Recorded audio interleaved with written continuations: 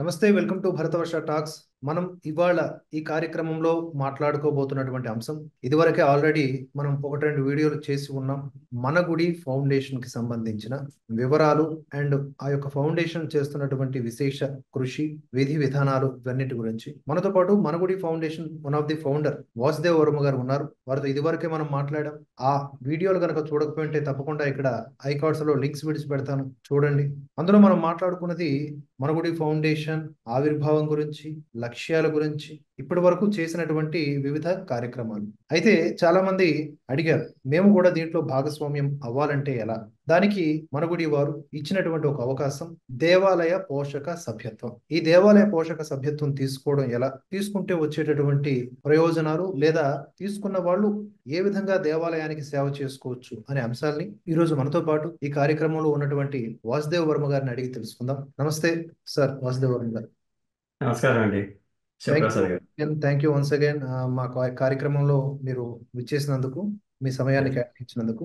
తప్పకుండా అండి, నాకు ఈ అవకాశం ఇచ్చినందుకు కూడా చాలా సంతోషం. Thank you sir.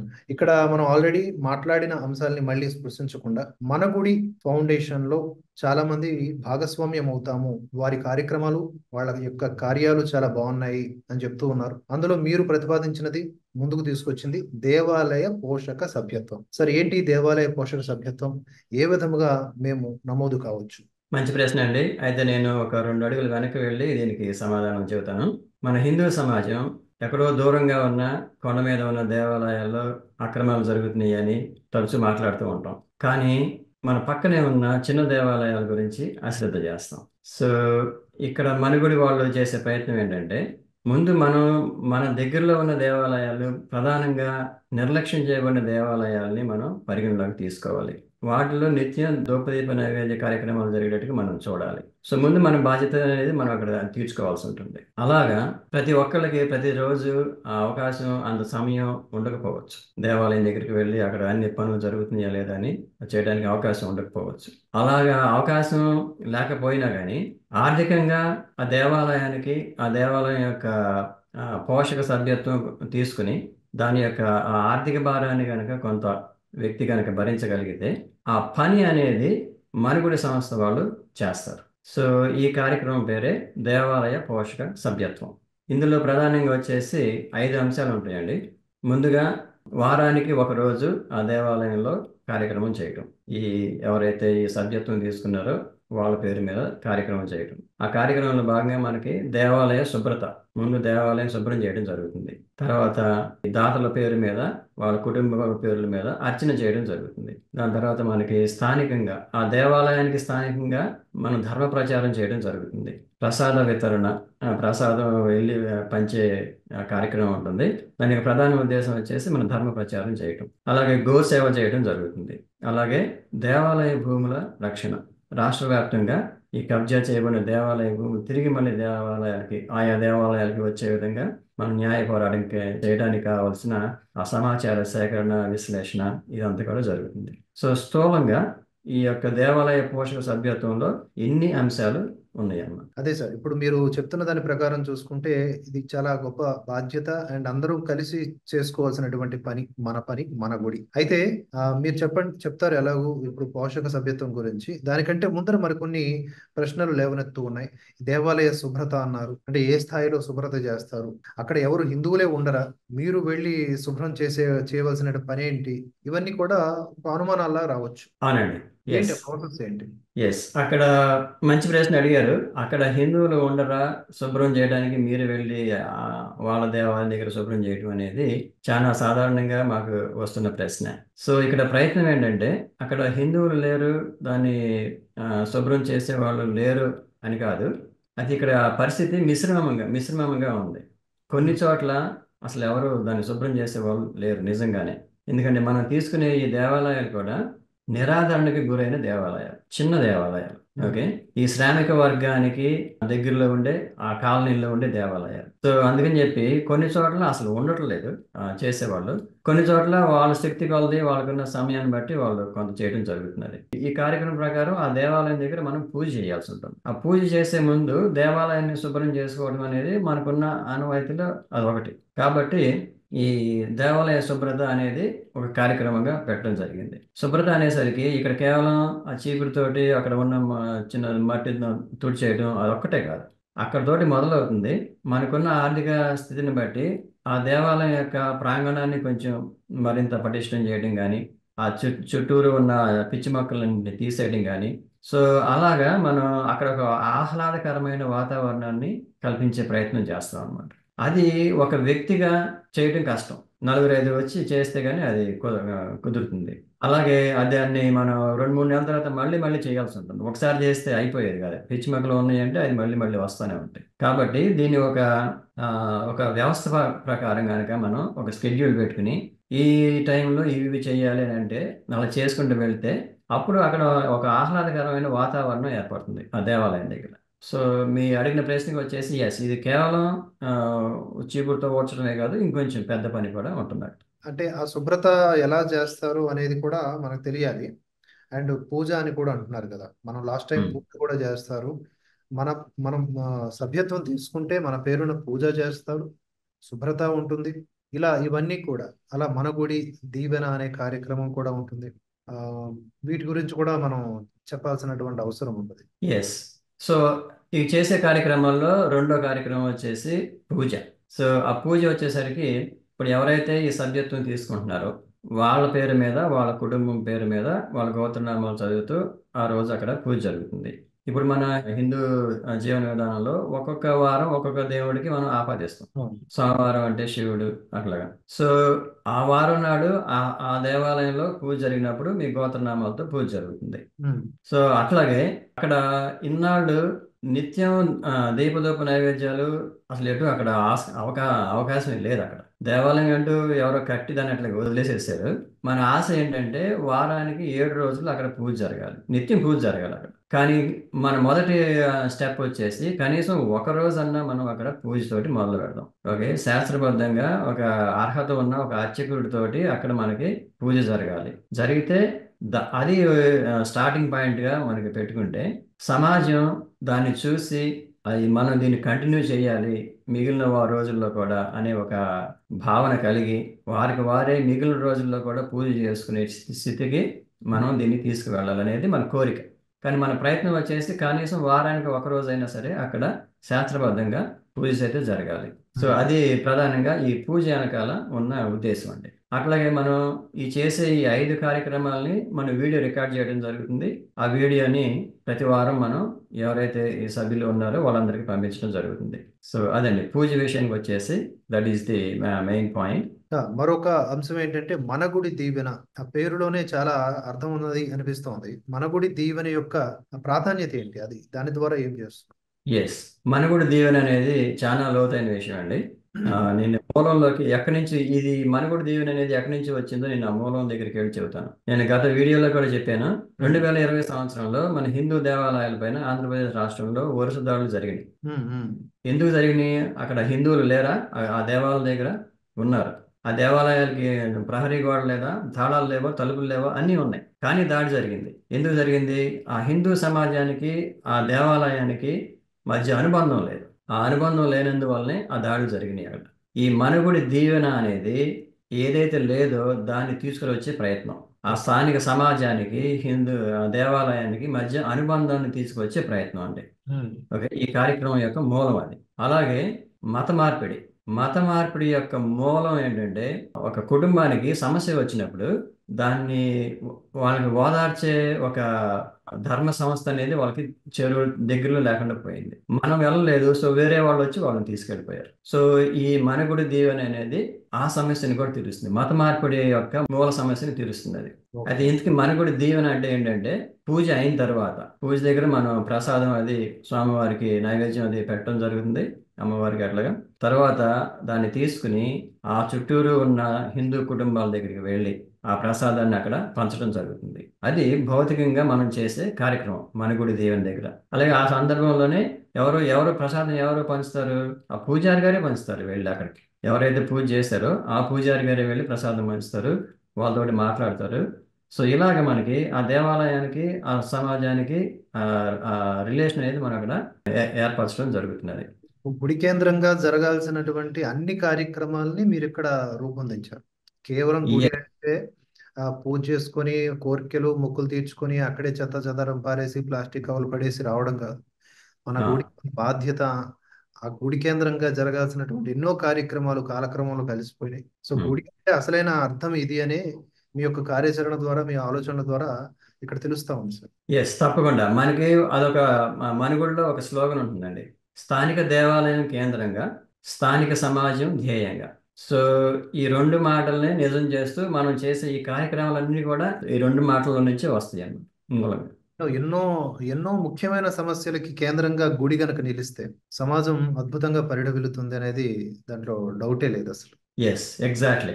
అలాగే మరో అంశం సార్, గోగ్రాసం. గోగ్రాసం గురించి కూడా కొంత డౌట్ ఏంటంటే, కొన్ని వీడియోలో చూడడం జరిగింది. అసలు ఈ గోవులకు గ్రాసం అనే కాన్సెప్ట్ వెనక ఉన్నటువంటి మూలం ఏంటి? ఇది ఎలా, ఈ పోషక సభ్యత్వం తీసుకుంటే ఇది కూడా చేయొచ్చా మేము? ఎస్, పోషక సభ్యత్వంలో జరిగే నాలుగో కార్యక్రమం గోసేవ అండి. సో గోసేవ వచ్చేసి దాని యొక్క మూలం ఏంటంటే, ఒక హిందువుగా గోవు అనేది నాకు పవిత్రం, పూజనీయం. అది ఎంత పెద్ద విషయం అంటే మన భారత రాజ్యాంగంలో కూడా ఉంది, గోవు అనేదాన్ని మనం గోవధ అనేది ఉండకూడదు, గోవుని రక్షింపబడాలి అనేది ఉంది. అలాగే మన శాస్త్ర ప్రకారం చూసుకుంటే గోవులో సకల దేవతలు ఉండే ఒక ప్రాణి ఏదైనా ఉందంటే అది గోవు అనేది మనకి చెప్పడం జరిగింది. ఓకే, అట్లాగే మనకి ఇదివరకు కేవలం ఈ గోవులు మేత మేయడానికే ఒక కొంత భూమిని వాళ్ళు కేటాయించేవారు. సో అంత విలువగా మనం దాన్ని, ఆ గోవు అనే దాన్ని మన హిందూ జీవన విధానంలో దాని యొక్క స్థానం అది. ఇంకా కొంచెం లోతుకు వెళ్తే గోవు అనేది మన కన్న తల్లికి ఎక్స్టెన్షన్. ఓకే, సో అంత ఇంపార్టెన్స్ ఉంటుంది గోవు అనే దానికి. సో ఇప్పుడు అలాంటి గోవుని మనం ఇదివరకు ఉన్నంత స్థితిలో ఇప్పుడు మనం చూడలేదు. ఆ గోవుని రక్షించుకోవాల్సిన బాధ్యత మనది. ఇక్కడ మనం చేసే ఈ చిన్న ప్రయత్నం ఏంటంటే, ఇది గోవుకి గ్రాసం పెట్టడం, అదొకటి మనం చేస్తున్నాం. కానీ దాని వెనకాల ఉన్న ఉద్దేశం ఏంటంటే, మళ్ళీ తిరిగి మనం గోవుని, ప్రతి ఒక్క హిందువు కూడా దానికి ఇవ్వాల్సిన గౌరవం అనేది దానికి ఇవ్వాలి. ఇప్పుడు పట్టణాల్లో చూద్దాం. ఇప్పుడు పట్టణాల్లో చూస్తే ఎంతమంది, మనం లక్షల మంది జనాలు ఉంటున్నాం, కానీ ఆ గోవు ఆ చెత్త కుండీల దగ్గర ఆ ప్లాస్టిక్ అవన్నీ తింటా ఉంటున్నది, కనిపిస్తున్నది, వీడియోలో చూస్తున్నారు మీరు. కానీ మరి మనకి ఆ బాధ్యత లేదా? ఆ గోవుని కాపాడాల్సిన, దానికి ఒక గౌరవప్రదమైన వాతావరణం ఇవ్వాల్సిన బాధ్యత లేదా మనకి? ఉంది కదా. కానీ అది ప్రతి ఒక్క మనిషిలో నుంచి రావాలి. ఒక సంస్థ ఇన్ని లక్షల గోవుల్ని తీసుకెళ్ళి నిర్వహించడానికి కుదరదు కదా అది. కాకపోతే మన ఊరిని మాటలు చెప్పుకోకుండా మన ప్రయత్నంగా మనం ఒక అడుగు ముందుకు వేసి కనీసం దానికి ఒక గడ్డి మోపు మేతన్న వేద్దాం అనేది ప్రయత్నం. ఈ దీంట్లోనే ఇంకొంచెం ముందుకు వెళ్ళి ఇప్పుడు మనం చూస్తున్నాం, ఇప్పుడు ఆ పట్టణాల్లో అయితే కనుక చాలా గోవులు రోడ్డు తిరుగుతున్నాయి. అట్లాగే కొన్ని గోశాలలో చూస్తే అక్కడ 500, 1000 గోవులు కూడా ఉన్న గోశాలలు ఉన్నాయి. కాకపోతే అవన్నీ కూడా బక్క చిక్కిపోయి చాలా చూడటానికి కూడా చాలా ఇబ్బందికరంగా ఉంటున్నారు అక్కడ. దీనస్థితిలో ఉన్నాయి. దీనస్థితిలో ఉన్నాయి. సో ఇప్పుడు ఇక్కడ ఈ మనుగుడి వాళ్ళ యొక్క ఆలోచన ఏంటంటే, ముందు మనం గోగ్రాసంతో మొదలు పెడదాం. దాని తర్వాత ఈ కార్యక్రమాన్ని ఎలా ముందుకు తీసుకెళ్ళాలంటే, ఇప్పుడు మనకి ఈ కాలనీస్లో ఇప్పుడు మనం తిరుగుతున్నాం కదా, ఇప్పుడు ఈ దేవాలయం కేంద్రంగా మనం ఈ ప్రసాద వితరణ, ఈ మనుగుడి దీవెన అనే కార్యక్రమం చేస్తున్నాం కదా. అట్లాగే ఒక దేవాలయం కేంద్రంగా ఒక చిన్న ఈ గోశాల, మైక్రో కౌ షెడ్ అన్నమాట పెట్టుకుంటే కనుక మనకి అందులో 4 లేదా 5 ఆవులు ఉంటాయి అంతే. అలాగా ఆ సిటీ మొత్తం మనకు ఒక 20, 30 ఉన్నాయి అనుకోండి. సో ఈ గోవులన్నింటినీ కూడా మనం అందులో వాటికి అక్కడ క్షేమంగా ఒక వాతావరణం కల్పించి వాటికి తిండి వసతి అంతా మనం కల్పించవచ్చు. ఆ బాధ్యత ఎవరిది? ఆ స్థానికంగా ఉన్న ఆ కాలనీ వాళ్ళది. 4-5 గేదెలు, 4-5 ఆవులకి గ్రాసం పెట్టడం పెద్ద ఇబ్బంది కాదు. కావాలంటే మనగుడి వాళ్ళే ఆ బాధ్యత తీసుకోవచ్చు. ఎందుకంటే ఎటు ఆ దేవాలయం చుట్టూరు వాళ్ళు ఆ కార్యక్రమాలు చేస్తున్నారు కాబట్టి వారానికి ఒకసారి ఎటు వెళ్తారు కదా అక్కడికి. ప్రతిరోజు వాటికి గడ్డి వెళ్ళే ఏర్పాటు కూడా మనం చేయొచ్చు. ఆర్థికంగా మనం ఆర్థిక సహాయం చేయగలిగితే స్థానికంగా ఉన్న వాళ్ళే అట్లా చేస్తారు వాటిని. అట్లాగే ఆ గోవు నుంచి వచ్చే ఆ పేడ నుంచి మనం ఈ చిన్న చిన్న ఈ పిడికలు కానీ లేదంటే ఆ సాంబ్రాణి గడ్డలు కానీ అలాంటివి కూడా చేయొచ్చు. గోమూత్రం కూడా మనం మన నిత్య జీవితంలో వాడుకోవచ్చు. ఈ విధంగా గోవుకి మనం రక్షణ కలిగించినట్టు అవుతుంది, అలాగే గోవు నుంచి కూడా మనం ప్రయోజనం పొందినట్టు అవుతుంది. అండ్ గుడి, సో గోవు ఈ రెండు పెద్ద దూరమైన విషయాలేమి కావు. రెండు అనుబంధమైన విషయాలు. అనుబంధమైన విషయం. నడిచే దేవాలయం వంటిదే గోవు. ఆ అవును. సో ఈ గ్రాసం దగ్గర మొదలు పెట్టిన ఈ కార్యక్రమం ఆ మినీ కౌ షెడ్ దాకా వెళ్ళాలండి. దట్ ఈస్ ది ఇంటర్నల్గా ఉన్న ఆలోచన. Super sir. దీంతో పాటుగా మనం మాట్లాడుకోవాల్సిన మరో అంశం, మీరు తీసుకున్న బాధ్యత మీ యొక్క సంస్థ ద్వారా దేవాలయ భూముల రక్షణ. ఇది చాలా ఎస్, గొప్ప విషయం, టఫ్ టాస్క్. ఎస్, కానీ ఇది కూడా మీరు ట్యాకిల్ చేస్తూ ఉన్నారు. ఇప్పటికే చాలా సమాచారాన్ని మీరు మీ వెబ్సైట్లో పొందుపరిచారు. ఎస్, ఎంత గుడిది కాకుండా పోయింది. ఎస్. సమాజం మెయిన్లీ ఫోకస్ పెట్టాల్సినటువంటి విషయం ఇది. దాని గురించి కూడా మీరు వివరణ ఇవ్వాలి. ఎస్, తప్పకుండా అండి. సో ఈ దేవాలయ భూములు అనేది చాలా ముఖ్య కార్యక్రమం అండి. అది యాక్చువల్గా ఈ సంస్థ 3 సంవత్సరాల క్రితం నుంచి కార్యక్రమాలు మొదలుపెట్టింది. అప్పటి నుంచి కూడా మేము మొట్టమొదటి నుంచి చేస్తున్న కార్యక్రమాల్లో ఈ దేవాలయ భూముల రక్షణ అనేది ఒక పెద్ద కార్యక్రమం. అది ఈరోజు మొదలుపెట్టింది కాదు. అయితే దాన్ని ఈ ఆ, పోషక సభ్యత్వంలో కలపడం జరిగింది. ఎందుకంటే అది అంత ముఖ్యం ఆ కార్యక్రమం. ఆ కార్యక్రమానికి ఆర్థికంగా సహాయం, ఆర్థికంగా దానికి సపోర్ట్ కావాలి. అందుకని చెప్పేసి ఇందులో పెట్టడం జరిగింది. అయితే కేవలం దాని ఒక్కదాని కోసమే కాదు, దేవాలయాలు ఇప్పుడు ఈ స్థితిలో ఉన్నాయంటే దానికి ప్రధాన కారణం వచ్చేసి వాటికి ఆర్థిక వనరులు ఇచ్చే ఈ భూమిని ప్రభుత్వం వాళ్ళు ప్రభుత్వం యొక్క ఆధీనంలోకి వెళ్ళిపోవడం. ఇప్పుడు ముస్లిం సోదరుల యొక్క భూములన్నీ ఆ వక్ఫ్ బోర్డు అన్ని ఆ ముస్లిం సోదరుల చేతిలోనే ఉంటాయి. అలాగే క్రైస్తవ భూములన్నీ క్రైస్తవ సోదరుల చేతిలో ఉంటాయి. మరి హిందువుల భూములు ఎక్కడ ఉంటున్నాయి? దేవాలయ భూములు ప్రభుత్వం చేతిలో ఉంటున్నాయి. అవును. మరి ప్రభుత్వంలో కూడా హిందువులే నిర్వహిస్తూ ఉండుండొచ్చు. కాకపోతే వాళ్ళు ఒక హిందువుగా దాన్ని నిర్వహించరు, ఒక ప్రభుత్వ ఉద్యోగిగా నిర్వహిస్తారు. అవును. ప్రభుత్వం ఏం చెబితే అది చేస్తారు. ఎన్ని ఎన్ని వేల ఎకరాలు దేవాలయం నుంచి తీసుకుని పట్టాలని లేకపోతే ఇంకోటని అట్లాగన్నీ ఇచ్చేశారు. అది మరి క్రైస్తవుల వాళ్ళ భూములు కానీ ఇస్లాం వాళ్ళ భూములు కానీ అందులో అలాగేం జరగవు కదా. కాబట్టి ఇది మన హిందువులు మనమే దీన్ని రక్షించుకోవాల్సి ఉంటుంది. తిరిగి మళ్ళీ ఈ భూమి దేవాలయాలకు రావాలి. మన పెద్దలు అక్కడ నిత్య ధూపదీప నైవేద్యాలు జరగాలనే ఉద్దేశంతో ఈ దేవాలయ భూముల్ని దేవాలయాలకు ఇచ్చారు. అది అసలు ఆ కారణం అది పోయి ఆ ప్రయోజనం పోయి అసలు దేవాలయం భూమే పోయింది అక్కడ. దాని మీద నడిచే ఈ దేవాలయానికి వచ్చే ఆదాయం అక్కడ పోయింది. దానివల్ల అర్చకులకి అసలు జీతాలు ఇవ్వడానికి లేదు, అక్కడ ప్రసాదం పెట్టడానికి లేదు, ఏం లేదు అక్కడ. సో ఆ మూలం, ఆ సమస్య యొక్క మూలం కనుక పోవాలి, మనం పరిష్కరించాలి అంటే ఈ దేవాలయ భూములు తిరిగి మళ్ళీ దేవాలయాలకు వచ్చేసేయాలి. Yes. అంటే ఇప్పుడు ఈ దేవాలయ భూములు వచ్చేసి మనం చూసేది దేశవ్యాప్తంగా ఈ దేవాలయ భూముల యొక్క సమస్యను పరిష్కరించడానికి మనం వ్యవస్థ తయారు చేయడం జరిగింది. అది ముందు రాష్ట్రంలో అది మొదలు పెట్టాం. సో ఇది కేవలం ఈ ఒక్క మనం ఎక్కడైతే పూజ చేస్తున్నామో ఆ దేవాలయానికి ఒక్కదానికి సంబంధించింది కాదు. ఇది అసలు మొత్తం ఓవరాల్ రాష్ట్రం మొత్తానికి, దేశం మొత్తానికి సంబంధించిన విషయం అండి. సో ఈ అంశాన్ని కూడా అంటే మొత్తంగా కీలకమైనటువంటి అంశాలు, ఒకటి శుభ్రత, రెండు పూజ, అలాగే మన గుడి దీవెన, అలాగే గోవుకు సంబంధించి గోవుకి గుడికి మధ్య సమన్వయాన్ని ఏర్పాటు చేయటం, అలాగే దేవాలయ భూముల పరిరక్షణ. ఒక రకంగా Yes. మీరు పంచతంత్రమే నడుపుతూ ఉన్నట్లుగా Yes. ఉన్నారు. సో మీరు చెప్పిన విషయాలన్నింటినీ కూడా పరిగణలోకి తీసుకుంటే తప్పకుండా మేమందరం కూడా ఈ యొక్క మహత్ కార్యంలో భాగస్వాములము అవ్వాలి అని అనుకుంటున్నాం. సో ఈ ధోరణిలో ఆలోచించే వాళ్ళకి తప్పకుండా ఈ మీరు పెట్టినటువంటి దేవాలయ పోషక సభ్యత్వం, దీన్ని ఏ విధంగా నమోదు చేసుకోవాలి? దీని ప్రొసీడింగ్ ఎలా ఉంటుంది? ఎస్, తప్పకుండా. సో దాని గురించి మన వెబ్సైట్లో పూర్తి సమాచారం ఉంది. నేను ఒకసారి మీకు క్విక్గా చూపిస్తాను ఎలా చేయాలనేది. Okay sir. ఈ దేవాలయ పోషక సభ్యత్వం తీసుకోవడానికి కావాల్సిన సమాచారం మొత్తం మనగుడి.org వెబ్సైట్లో ఉంటుంది. సో మీరు ఆ వెబ్సైట్కి వెళ్ళినట్లయితే ఇక్కడ మనకి ముందుగా ఈ కనిపించే ఈ స్లైడ్సే దేవాలయ పోషక సభ్యత్వం గురించి. ఇక్కడ మీకు ఈ సభ్యత్వం కింద మనం చేసే కార్యక్రమాలన్నింటినీ కూడా చూపిస్తూ ఇట్లాగా స్లైడ్స్ జరుగుతూ ఉంటాయి. సో వీటి మీద క్లిక్ చేస్తే, సభ్యత్వం అనే బొమ్మ మీద ఇక్కడ క్లిక్ చేస్తే మీరు అకౌంట్ ఆల్రెడీ తీసుకుని ఉన్నట్లయితే ఇట్లాగా సభ్యత్వాన్ని తీసుకునే పేజ్కి వచ్చేస్తారు. లేదంటే కనుక లాగిన్ ప్రాసెస్ ఉంటుంది, అంత ఒక 10 సెకండ్స్లో లాగిన్ అయిపోతుంది. మీ ఫోన్ నెంబర్కి ఓటీపీ వస్తుంది, అది ఎంటర్ చేస్తే మీకు రిజిస్టర్ అయిపోతారు. సో తర్వాత ఈ పేజ్కి రావచ్చు. ఇక్కడ మనకి మనకు కావలసిన దైవాన్ని ఎంచుకునే లిస్ట్ ఉంటుంది. సో ఇక్కడ మనం తీసుకోవచ్చు అట్లాగా.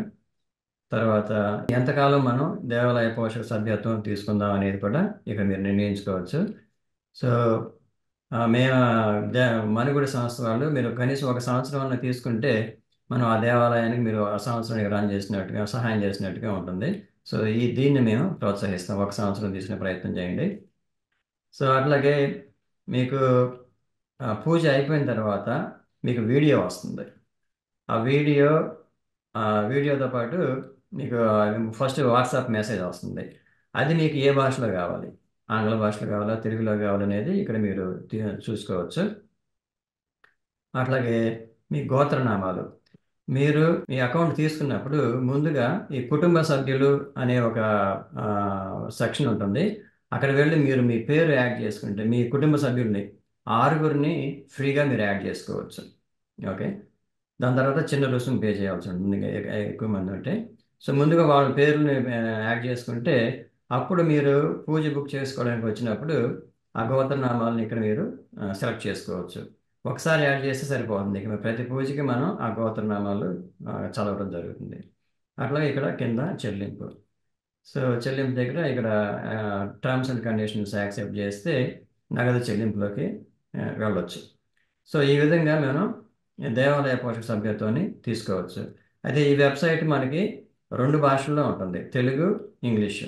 సో ఈ విధంగా మనం దేవాలయ పోషక సభ్యత్వం తీసుకోవచ్చు. అయితే మీకు ఇంకొక ఆసక్తికరమైన చూపిస్తాను. నివేదికలు. మనుగుడి అనేసరికి మనుగుడి యొక్క ఫౌండేషన్ వచ్చేసి పారదర్శకత. ఆ పారదర్శకత ఏంటనేది ఇక నేను చూపిస్తాను. మనకి నివేదికలు అనే ఒక విభాగం ఉంటుంది. అందులోకి వెళ్తే ఇక్కడ నా నిత్య పుణ్యకార్యాలు అని ఉంటుంది. పుణ్యకార్యాలు అని అంటే ఈ మనుగుడి వాళ్ళ యొక్క దీనికి పెట్టి స్లోగన్ ఏంటంటే దేవాలయ పోషక సభ్యత్వం ఒక నిత్య పుణ్య కార్యం. ఓకే, ఇది ఎప్పుడు నిత్య పుణ్య కార్యం అయ్యేది. సో ఆ రిపోర్ట్స్ విభాగానికి వెళ్తే కనుక అక్కడ మనకి ఇలాగా మనం ఎన్ని దేవతలకి మనం సబ్స్క్రిప్షన్ తీసుకున్నాం, వాటి ద్వారా ఎంత పని జరిగింది. సో ఇక్కడ చూస్తే ఇక్కడ మీకు చాలా కనిపిస్తున్నాయి. సో ఇవన్నీ వచ్చేసి నా వ్యక్తిగతంగా ఈ సిస్టమ్ ఒక అడ్మినిస్ట్రేటర్గా నేను దీన్ని టెస్ట్ చేయడం కోసం దీన్ని పెట్టుకోవడం జరిగింది. సో అందరికీ అన్నీ వండుకోవచ్చు. సో మీరు ఎంతమందికి అయితే తీసుకుంటారో వాళ్ళ మొత్తం వివరాలు ఇక్కడ వచ్చేస్తాయి. ఓకే, అట్లా మీరు ఎంత రుసుము పే చేశారు, అట్లాగే మీ పేరు మీద ఎన్నిసార్లు ఆలయ శుభ్రత పనులు జరిగినాయి అది ఇక్కడ మీరు చూసుకోవచ్చు, ఏ దేవాలయానికి. ఓకే, అట్లాగే ఎన్ని పూజలు జరిగినాయి మీ పేరు మీద, అట్లాగే మీ సహాయంతో ఎన్ని గృహాల దగ్గరికి వెళ్ళి మనం ధర్మ ప్రచారం చేయడం జరిగింది, అట్లాగే ఎన్ని గోవులకి మనం గ్రాసం అందించడం జరిగింది, అలాగే మీరు ఎన్ని రోజులు ఈ దేవాలయ భూముల పనికి మీరు మద్దతు ఇచ్చారు. ఇట్లాగా మీకు మీ పేరు మీరు ఇచ్చిన ఆ 299 రూపాయలకి పైసాకి లెక్క చెప్పే వ్యవస్థ నిర్మాణం చేయడం జరిగింది. మీకు నివేదికలు this is your personal report. Okay, అట్లాగే మీరు దీన్ని డౌన్లోడ్ చేసుకోవచ్చు. ఓకే, అట్లాగే ఇక్కడ లేటెస్ట్గా ఒక 20 వీడియోస్, ఇవి మీ పూజ వీడియోలు. ఓకే, మీ పూజ వీడియోలోకి వెళ్తే ఇక్కడ ఇంకొక ఆసక్తికరమైన చూపిస్తాను. ఉదాహరణకి ఈ వీడియోకి వెళ్తే నేను ఇక్కడ నా గోత్రనామాలు అని ఉంటుంది. ఇక్కడ మీరు క్లిక్ చేస్తే ఇప్పుడు పూజలో చాలా మంది ఉంటారు, చాలా గోత్రనామాలు ఉంటాయి. ఇక్కడ క్లిక్ చేస్తే మీ పేరు ఎక్కడైతే చదివారో అక్కడికి వెళ్ళి వినిపిస్తుంది. ఓకే, ఇక్కడ క్లిక్ చేస్తే ఇట్లాగా ఆ పేరు వరకు వెళ్ళి వినిపిస్తుంది అన్నమాట. సో ఈ విధంగా మనం అసలు మన దగ్గర టెక్నాలజీ వైజ్గా ఇది లేదు అనేది లేకుండా మనం వ్యవస్థ నిర్మాణం చేయడం జరిగింది. ఓకే, అలాగే మళ్ళీ నేను నివేదికల దగ్గరికి వెళ్తాను. ఇక్కడ మీకు ఇప్పుడు చూసింది మీరు మీ యొక్క వ్యక్తిగత రిపోర్ట్. అలాగే ఇంకొంచెం కిందకి వెళ్తే దేవాలయ పోషక సభ్యత్వ ఆదాయాలు అంటే ఎంత వచ్చింది, ఈ సభ్యత్వం ద్వారా ఇప్పుడు దాకా ఎంత ఆదాయం వచ్చింది, దాన్ని ఏ విధంగా ఖర్చు చేయడం జరిగింది అనేది వేరే రిపోర్ట్లో ఉంటుంది. ఇది వచ్చేసి ఎంత ఆదాయం వచ్చింది, ఏ భగవంతుడి పేరు మీద ఎంత ఆదాయం వచ్చింది అనేది కూడా మనకి ఇక్కడ తెలుస్తుంది. సో ఇక్కడ చూస్తే సమ్మరీ, ఏ దేవుడికి ఎంత వచ్చింది అనేది సమ్మరీ. మీకు డీటెయిల్గా కావాలంటే శివ గురించి తీసుకోవాలంటే శివ దాని మీదకి వెళ్తే ఎన్ఆర్ఐ దగ్గర నుంచి ఎంత వచ్చింది, లోకల్గా ఉన్న వాళ్ళ నుంచి ఎంత వచ్చింది, సో ఈ వివరాలన్నీ ఉంటాయి అన్నమాట. ఓకే, సో ఇంకా మీరు ఈ రిపోర్ట్స్ అనే సెక్షన్కి వెళ్ళి మీరు ఇంకా మిగిలిన రిపోర్ట్స్ ఉన్నాయి కదా అవి కూడా చూడండి. సో ఇది మణిగుడి వాళ్ళు తీసుకున్న బాధ్యత ఏంటంటే, ఈ ఎవరైతే ఈ ఆ, దేవాలయం దేవాలయం కోసం, ఈ ధర్మం కోసం ఈ సభ్యత్వం తీసుకున్నారో వాళ్ళకి ప్రతి పైసాకి మనం లెక్క చూపించాలి అనేది అనే ఉద్దేశంతో ఇంత పెద్ద నివేదికలు, ఇంత పెద్ద వ్యవస్థ నిర్మాణం చేయడం జరిగిందండి. సో ఈ విధంగా మీరు సభ్యత్వం తీసుకోవచ్చు. ఆ సభ్యత్వం తీసుకున్న దానికి సంబంధించి మీకు వీడియోస్ వస్తాయి. అట్లాగే ఈ నివేదికలు కూడా మీకు ఎప్పుడు కావాలంటే అప్పుడు ఇక్కడ వచ్చి చూసుకోవచ్చు. మీ వలన ఎంత పెద్ద ప్రయోజనం జరిగిందనేది మీ కళ్ళ ఎదురుగుండానే కనిపిస్తూ ఉంటుంది. So thank you very much sir. చాలా క్లియర్ కట్గా ఇప్పటికైతే దాని మీద ఎటువంటి డౌటు లేదు. అంటే మీరు చేసే కార్యక్రమాల్లో మేము పాల్గొనాలి అంటే ఏ విధంగా పోషక సభ్యత్వం తీసుకోవాలి అని, తీసుకుంటే వచ్చేటటువంటి పుణ్యం, అలాగే ఎక్కడ ఎటువంటి అనుమానాలకు తావు తీయకుండా ఉండేటటువంటి పారదర్శకత, ప్రస్తుతం ఉన్నటువంటి డిజిటల్ యుగంలో ఎంత వినియోగించుకోవాలో అంత వినియోగించుకొని ఒక వ్యవస్థను అయితే నిర్మించారు. అది మాకు కంటికి కనిపిస్తూ ఉంది. చాలా అరుదుగా, నేను వ్యక్తిగతంగా చాలా అరుదుగా చూస్తాను. ఇంత దాని ఏమంటారు, స్వార్థరహిత, లేకపోతే ఇంకేమంటారు, మనం మాటలతో వర్ణించలేను నేనైతే. So I'm very happy sir. నేను అది మన గుడితో నేను ఒక వాలంటీర్గా కొలాబరేట్ అయ్యి మూవ్ ఆన్ అవుతూ ఉండటం కూడా చాలా సంతోషం కలిగిస్తూ ఉంది. ఆ పరమాత్మ కృప మన గుడి పైన ఉండాలని మనస్ఫూర్తిగా నేను ప్రార్థన కూడా చేస్తూ ఉన్నాను. చాలా సంతోషం డిఎస్పీ గారు. అయితే ఈ సందర్భంగా ఒక అసలు ముఖ్యమైన వ్యక్తి గురి పేరు అయితే కనీసం చెప్పాలి, సద్గురు శివానందమూర్తి గారు. సో ఆయన ఈ సంస్థకి బీజం. ఈ ఈ ఈ సంస్థ ఎక్కడి దాకా నడిచిందంటే ఆయన వెనకాల ఉండి నడిపించడం వలన ఇక్కడ దాకా వచ్చింది. సో ఆ గురుకృప ఉండబట్టి ఇలా ముందుకు సాగుతున్నారు. ఇంతకు ముందు Yes. మన వీడియోలో కూడా ఏ విధంగా వారి యొక్క అనుగ్రహంతో ఇది ఆవిర్భవించింది అనేది వివరంగా చెప్పుకోవడం జరిగింది. Yes. మన వాళ్ళు ఆ వీడియోలు కూడా ఎవరైనా మిస్ అయి ఉంటే దయచేసి చూసే ప్రయత్నం చేయండి. So thank you very much sir. అయితే మీరు ఇప్పటి వరకు అందించిన సమాచారం చాలా వరకు క్లారిటీని ఇచ్చింది. అండ్ ఇంకొన్ని అంశాల గురించి కూడా మాట్లాడుకోవాలి. సో మన గుడి నుంచి మీరు లేదా ఇతర ప్రతినిధులు వచ్చి ఆ విషయాలన్నిటికీ కూడా వివరణ ఇస్తారని అనుకుంటూ ఉన్నాను. ముఖ్యంగా దేవాలయ భూముల పరిరక్షణ విషయం కావచ్చు, లేకపోతే ఒక చాలా ఇంట్రెస్టింగ్ కాన్సెప్ట్, క్విజ్ కాన్సెప్ట్, అంటే అది కూడా మనం రివీల్ చేయాల్సిన అవసరం ఉంది. ఈ రెండింటి గురించి, అలాగే ఇతరత్ర ఎప్పటికప్పుడు ఫాలో అప్ విషయాల గురించి నెక్స్ట్ మరొక కొనసాగింపు వీడియోలో నేను మన గుడి ద్వారా, మీ ద్వారా విషయాలను తెలుసుకొని మన భరతవర్ష ప్రేక్షకులకు తెలియజేసే ప్రయత్నం చేస్తాను సార్. ఎస్, తప్పకుండా అండి శివప్రసాద్ గారు. మనకి ఈ దేవాలయ పోషక సభ్యత్వం కింద ఇప్పుడు చెప్పిన ఈ కార్యక్రమాలే, ఈ ఈ 5 కార్యక్రమాలు ఎందుకు చెప్పామంటే, ఈ 5 కార్యక్రమాలని మేము క్షేత్రస్థాయిలో చేసి చూపిస్తున్నాం కాబట్టి వీటి గురించి మాట్లాడటం జరిగింది. ఇవి కాకుండా ఇంకొక 5 ప్రోగ్రామ్స్ ఉన్నాయి రెడీగా లైన్లో. కాకపోతే మనకి అది ఈ ఆర్థికంగా బలపడిన తర్వాతే మనం ఆ కార్యక్రమాలను చేయగలుగుతాం. సో అవి క్షేత్రస్థాయిలో చేసినప్పుడు తప్పకుండా వాటి గురించి మళ్ళీ మన ప్రేక్షకులందరికీ వాళ్ళ దృష్టికి తీసుకొచ్చే ప్రయత్నం చేద్దాం. సో కాబట్టి భవిష్యత్తులో మరిన్ని వీడియోస్ చేద్దాం. అయితే ఈ దేవాలయ భూములు అనేది చాలా పెద్ద టాపిక్ అండి. దాని గురించి మనం ఇంకొక వీడియో కూడా ప్రత్యేకంగా చేస్తే బాగుంటుంది.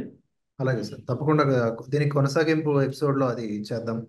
అండ్ మన గుడికి సంబంధించి నిరంతర సమాచారం భరతవర్ష టాక్స్ ద్వారా లేదా ఇతరత్ర వీడియోల రూపంలో ఈ మాధ్యమం ద్వారా మనం మేమైతే అందిస్తాము. మాకు అవకాశాన్ని మీరు ఇస్తూ ఉన్నారు, దానికి thank you so much. And ఎలాంటి అనుమానాలు ఉన్నా నివృత్తి చేసుకోవటం, లేకపోతే పోషక సభ్యత్వం వీటిని తీసుకోవడంలో డౌట్స్ ఉన్నా మిమ్మల్ని అప్రోచ్ అవ్వటం, ఇలాంటివి చేస్తూ ఉంటాం సార్ అప్పుడప్పుడు. తప్పకుండా వెబ్సైట్లో మనం చాట్ చేయొచ్చు, అక్కడ ఈమెయిల్ ఉంది, ఫోన్ ఉంది, అన్ని రకాలుగా కూడా మనకి మన ఆఫీస్ తోటి మీరు కమ్యూనికేట్ చేయొచ్చు ఎవరికైనా సమస్య ఉంటే కనుక. Thank you so much sir for your time and valuable service చేస్తున్నారు మన హిందూ సొసైటీ కోసం. అండ్ నేను మన ప్రేక్షకులకు చెప్పేది ఒకటే, అఫ్ కోర్స్ మీరు గ్రహించాల్సిన సత్యం ఏంటంటే, మన గుడి మన యొక్క అస్తిత్వం, దాన్ని కాపాడుకోకపోతే ప్రమాదం. అంటే ఇల్లు లేని వాడికి విలువ లేదు, గుడి లేని వాడికి ధర్మం లేదు. ఇప్పుడు మన గుడి ఫౌండేషన్ వారు నిర్వహిస్తున్నటువంటి ఈ కార్యక్రమాల పరంపర చూస్తే ఈ చైన్ సిస్టమ్ ఎంత బాగుందో చూడండి. గుడి కానీ, గోవు కానీ, మధ్యలో ఉన్నటువంటి కార్యక్రమాలు, ఇది గనక చక్కగా పరిణమిల్లితే మనకు తిరుగులేదు. ఏ ఊర్లో ఇప్పుడు మన గుడి ఫౌండేషన్ వారు చెప్తున్నటువంటి ఆ యొక్క కాన్సెప్ట్ ఇంప్లిమెంట్ అవుతుందో, ఆ ఊరు తప్పకుండా ఏదో ఒక తెలియని కాంతితో విరజిల్లుతుంది. జనం ఎస్. కూడా చాలా ఆహ్లాదకరంగా ఉంటారు.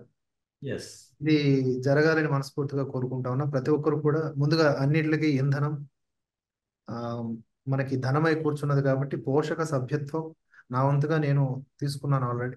మీరు కూడా తీసుకుంటారని మనస్ఫూర్తిగా కోరుకుంటా ఉన్నా. ఒకసారి పోషక సభ్యత్వం తీసుకొని ఫాలో అప్ చేసి చూడండి. మీరే అంటారు. అండ్ నేను ఇది ఘంటాపథంగా చెప్పగలను. ఎంత మంచి కార్యక్రమం మనం చేస్తూ ఉన్నాం. కేవలం రోజుకు ఒక రూ. 10 వెచ్చించడం ద్వారా.